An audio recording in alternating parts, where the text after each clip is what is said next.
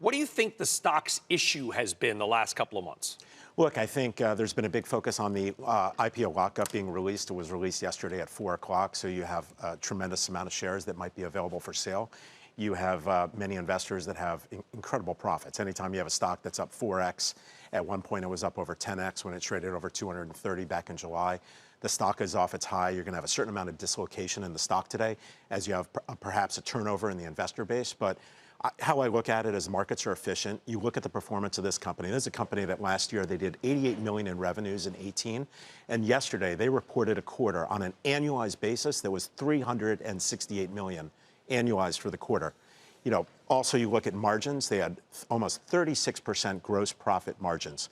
When you weigh that against any other meat product in a grocery store, those guys are running at maybe high single digits. Maybe you look at a company like Tyson with 12% gross profit margins. So by every means and measure, this company continues to underpromise and overdeliver. They come out, they raise their guidance, and on a weekly basis, they continue to surprise people with new accounts. One man's opinion, nobody cares. But I will say this, anecdotally, I've noticed their products now in the supermarket that I go shopping at, Beyond Sausage and some Beyond Meat. I keep an eye out for it.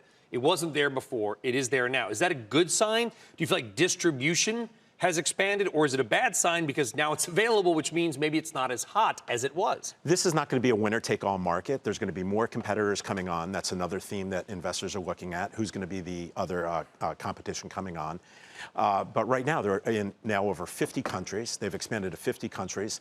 The product, you look at, most people eating this product, they're reporting that they're flexitarians, which means that they eat everything. They're not just vegans or vegetarians. So you have a growing category here, and I think plant-based meat is here to stay. This is not going anywhere anytime soon.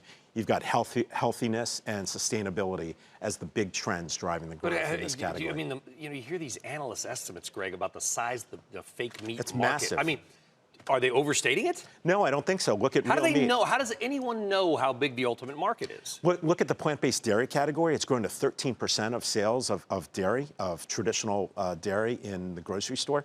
So extrapolate that out, and if the meat market, the traditional animal meat market, is $1.4 trillion, start to play some what-ifs. If plant-based meat can become 10% of that market, you're talking about a massive market size. Again, not a winner-take-all.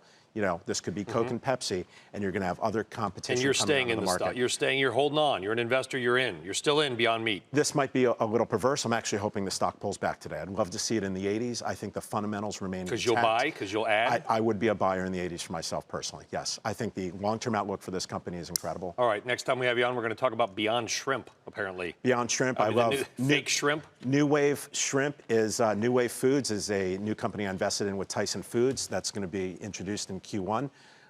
There's a lot of shrimp fraud on the market, and you'll see New Wave Foods introducing their product. The title of this interview is going to be Shrimp Fraud. You realize Shrimp fraud, 30% shrimp fraud in the U.S. It's going to be pretty ugly, which is an oxymoron, like jumbo shrimp. Shrimp is the biggest seafood by a factor of 2, so look for that coming. We'll look for it next time. Greg, thank you very much. Greg Smith.